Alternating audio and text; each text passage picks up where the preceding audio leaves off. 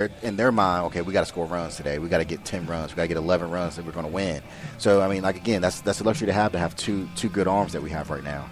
We're definitely happy to have those guys giving us their all on the mound. As we'll see what Griffith can do this inning. And the other arms that we have are young. I mean, they're sophomores, and there's a freshman mixed in there, so they're young arms. Got a score update from Tazewell Union. Scoreless after 2 in that one. Here in the Region 2D, as that one is a called strike, 0-1. It's 4, 5, and 6 due up for Ridgeview. It's Sproles, Counts, and Jones due up in this inning as the Cats lead 1-0. That one, a chased breaking pitch, 4 strike 2, 0-2. Now, if you're Ridgeview here, be happy, be glad that you survived that inning, only giving up 1. Lady Cats are underway, too, about 9 minutes ago. They're in the second inning and still scoreless with the Wolfpack over in Ridgeview.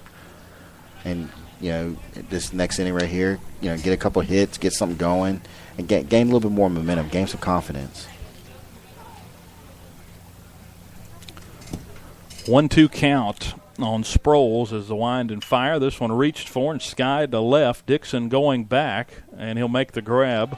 He was playing up a bit, had to backpedal, and makes the grab for out number 1 here in the second inning. So that's what you want to do, make them put it in play, and it's a fly out. Right now, Zach Griffith at 13 total pitches. So, of course, James Sword does all the stats, so we can pull that up. I forgot about that, If you've been listening to the last few games, I've been trying to keep the pitch count, with my phone, but this is tough. Definitely a little easier. It's right down there, so keep up with it. This one's down and in 2 counts, and it's 1-0. That one bounced. That might have been 15. I'd say we're about a pitch off, but that'll help us, kind of keep up. I forgot about that, so we got that going for us now. This one's lined into right, or nearly into right. It died in the air, and Davidson makes a great play, but he brought the man off the bag. They brought Lewis off the bag, they said. He fielded that in right field in the grass. Well, part of the problem with that one, it was kind of in between there, and Justin was trying to play it, and he had to get back, and all of a sudden they kind of wait for him to get back to the bag to make the throw there. And it was one of those where it looked like it was going to be in right field. It kind of hit. Yeah. It was kind of a one-hopper. It was a line drive that just kind of died off the bat. You don't see those very often. Davidson played it well, but again, Lewis not in position there to cover the bag as there's one out and a man on here. The second hit of the afternoon for Ridgeview. This one a swinging strike on a breaking pitch. It's a mean breaker this afternoon for Zach. And again, if you're Ridgeview here, I don't know what kind of speed they have, but you got to be aggressive. You just think that you're not going to get too many scoring opportunities against Zach. Got to be aggressive. From the stretch, especially in a 1-0 game, this one inside had to move out of the way to Jones, and it's 1-1. Big thing about Zach is early in the game finding the strike zone. He's one of those guys that takes him maybe 2 innings to really start pounding the strike zone. And you want him to be efficient here because, like I said, you want him to keep his pitch count under 75. The 1-1, this one is swinging miss for a strike, but it gets by Mouse and an ill-advised throw to second way late. But luckily it was caught there by Bradley. So if you're Ridgeview. And I heard Davidson there say, hold that ball, Jared, because he threw it, pretty late. Yeah. Not a throw you needed to make. Well, and then if you make a bad throw, gets an outfield, he's on third. So a 1-1 count and runner in scoring position with 1 out as the Cats lead 1-0, but Ridgeview threatening. Here's a line drive hit softly. Davidson has to fall to a knee and whip it across. The throw is low, but a good pick by Lewis over at first for the out. Was a line drive, another tough one to play there for Davidson. He dropped to a knee and tried to block it up and had enough time to recognize that he could get it over. Well, part of the issue 4-3. Too, it's rain all day, so that infield's going to be a little bit tricky. I'll say the field looks good considering what all has transpired today. It does. This one misses down and away. Now, if you're Ridgeview here, you got to somehow get this run in because, again, you don't seem like you're going to get too many chances to score against Zach. This is Brad Blankenship, the catcher. It's a righty-righty matchup. Runner at third base. This one fouled straight back near the press box here that hits, bounces back. It's one of those rebounders, again, it hits off of the press box and goes right down to unsuspecting people facing back out towards the field. We had one of those last game. And it's 0-2 to Blankenship as Deal waits on deck with 2 outs. Here's the pitch.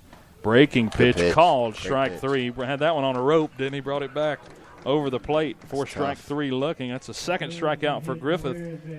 And he's able to work around a 1-out single as he gets fly out, infield single, 4-3 ground out, and a strikeout looking of the Ridgeview catcher. So 2 hits for Ridgeview, no runs to show. Cats have 2 hits and only have 1 run to show for that. So as we head to the bottom of the second, it's 1-0 Virginia High here in the quarterfinals between the Wolfpack and the Bearcats. And again, we're trying to keep up with everything going on. We got a lot of games we could keep up with. It kind of reminds me of a Friday night sort of atmosphere, where me and Mark and I are kind of looking around, scrambling to find scores from around the Southwest District. So the Lady Bearcats went down in order in the third, but it's still scoreless there in that region quarterfinal. I said, do we have a score for soccer? I know we were up 1-0. I think it was 2-0 last time I checked. So busy. 2-0 Union beating Tazewell. That's one of the question marks in this baseball tournament was, would they pitch Willis? And I still don't know if they pitched Sidney Willis today or not, but that's one of the questions. It's just a tough call. Do you pitch your ace? But, my thing is you got to get out of that first round. I mean, unless and we've seen Tazewell play a few times this year. They seem to struggle scoring runs. So if you're a team that scores some runs, you don't have to necessarily pitch your ace in the first round. But if you struggle scoring runs and you're trying to get to the second round, you got to get there first to even worry about who you could pitch the next game. And like our situation right now, if you're Ridgeview, if you can kind of hang around 2-3-0, if you just hang around, never know. Let's say Zach gets to to 74 pitches. Do you yank him? But then who do you put in? Because you're not going to put in Dixon. Yeah, well, Coach Daniels, that's what we talked about in the pregame show. He said if it's close, there's no way we could take out. We've got to win. Yeah. So that's where it gets kind of funky. I said, what's the threshold? What score are you happy taking him out at? If we do get off to the dream starts, what I called it.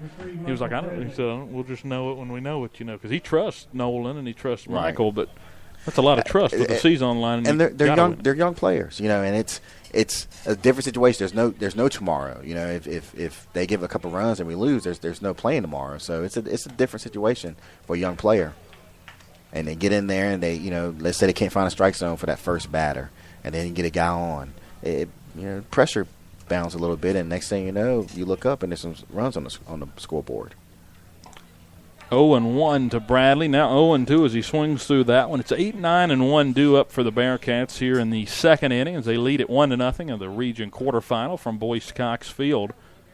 Ridgeview getting out of some jams early as they got out of a bases-loaded one-out jam. The Cats were in prime position as this one's hit hard by third and through into left field. A base hit for Michael Bradley.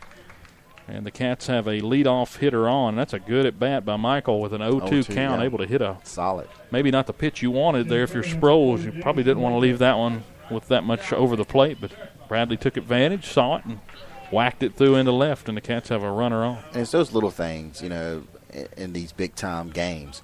0-2 count. There you can afford to throw something outside, throw it in the dirt, and see if he'll swing for it. I mean, Michael is a young player, and he might swing at it. They throw over to first, and Bradley slides in safely. There's nobody on base, so if the ball gets past the catcher, I mean, there's nothing gained there. There's nothing lost.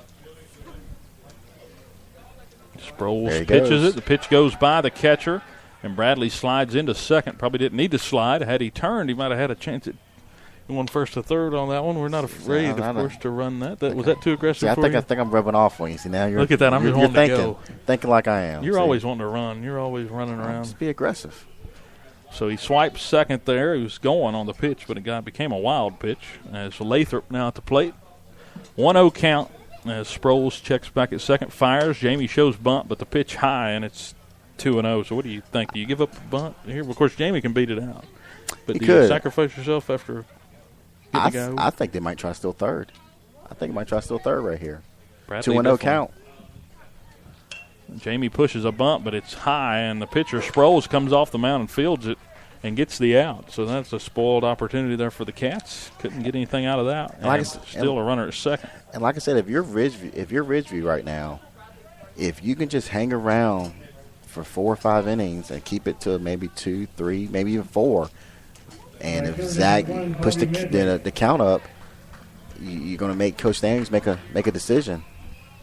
Definitely put in a bind, early as Anderson fakes the steal and Sproles has to step off. Not Anderson, but Bradley. See right there, Rich, you have nothing to lose. Throw it back. I mean, you might have Michael right there. I mean, he was taking off. Sproles from the stretch. Bradley stretching a lead, and the breaking ball knee high, and it's a called strike late. And see, I don't know, a lot of pitchers not comfortable throwing to bases, but right there, Michael's taking off. Again, he's taking a lead now. He's kind of stepping towards third. If you're the pitcher, just step off or throw it at second. Have Medley at the plate, and Bradley with a big lead. This one down and away, ball one. I know second base is always kind of tricky to throw to as a pitcher. You're always a little worried about, you feel like the umpire's staring at you the whole time. Well, you have to turn around and throw a strike. But your second baseman's standing right on the bag right there. If you just step off. Yeah, they're not poking in and out. As this one's inside, hits Medley, and he'll have to go back to second base because a dead ball. So Bradley can't reach third right now for anything. He tried to bunt him over, and then he's trying to steal, and Medley gets plunked on the shoulder, and he'll take first. But I just don't understand it. Right now, it's obvious Michael's he's trying to swipe. He's trying to take working third. The run. Yeah, he's trying. They're to literally steal third. sitting on second base. The second baseman. If you're not even going to make the throw, then tell second baseman don't even cover the bag anymore. Yeah, because it's obvious that the catcher not really worried about the second baseman being there. They're getting big leads as this one's fouled back off the bat of Dixon, and it's 0-1. And that could be scouting on our part. That maybe we scout and realize the pitcher he doesn't like to throw to second, or maybe he can make that throw. Maybe he's tried it a few times and thrown it out to the outfield. So maybe that's something that's scouting on our part. Not sure about that though. Pitch on the way. This one misses down and away, and it's 1-1. So I talked to Coach Daniels pregame, and I don't think he's done a lot of scouting because when I asked him, he said, "Well, they got a really good pitcher." That's all he said. So I told him a little bit. Well, that's my football mentality. Yeah, I assume everybody scouts. 1-1, misses high, 2-1. So Cats have runners at first and second with one out. Jamie, the lone out of the inning, as he popped up trying to bunt Bradley over to third. Michael got the inning started with a single into left. Speed on the base pass here, though, that's for sure. This one's fouled off the foot of Dixon. 2 balls, 2 strikes. Zach Griffith on deck, Justin Lewis in the hole. I like to see him do a double steal right here. Double steal. I'm thinking catcher probably won't even know where to throw it. That's true. I'm telling you, we need to get you down there on either first or third base and see what would happen. You would have guys churning around all game long. Yes. 2-2. This one, a breaking ball floats high. 3-2. I guess it's that football mentality. You want to take advantage. This got to be aggressive. You definitely wouldn't do well in my nephew's coach pitch league. You'd be stealing every base. They usually don't run much. Oh, yeah, you got to run. See, got to run. Like a hit and run there as Dixon took a late whack at it and fouled it back. They had the double steal working there. They're listening to you. I think they got the radio going down there. So 3-2 the count. Is this a big spot for Dixon? Cats lead 1-0. Here in the bottom of the second inning, one out. What's the situation? I think if you're aggressive, you run. It puts kids in a situation where they're 3-2. And this one popped foul. That's also why they're going. It is 3-2. Yeah. But it makes them not, it puts kids in a situation where they got to start thinking, where do I go with the throw? In this situation right now, you got runners at first and second, running with the pitch. If you're the outfield, there's one out. Where are you going with the ball? I mean, it makes them think about those things. So a 3-2 count. Dixon fouled off a couple here in this at-bat. As Sproles fires, this one hit hard up the middle, snared by Sproles. He'll go to third, back across, not in time as the throw was low. A good pick by Counts. They get the lead runner as they wipe Bradley off the board here. And the Cats still have runners at first and second, but with 2 outs now. So Dixon unable to do a lot with that as he reaches on the fielder's choice. It goes 1-5. It was smart play by Sproles. They wouldn't let him get on third. But, I mean, that's the situation right there. It's smart play, back to him, get the lead runner. I thought he was going to go 1-4 to 3. I didn't think they'll turn. Play the short way. It's hard to turn. I didn't think they'll turn. You're going the longest way that way. But that one, a called strike to Griffith, and it's 0-1. Griffith 1 for 1 today. But even with that, maybe, like you said, maybe he's not comfortable making that third or second. Because even there, I mean. Yeah, he wasn't. I think maybe the lead runner was on his mind there. Here's the 0-1 outside and a called strike. He's getting that call down and away.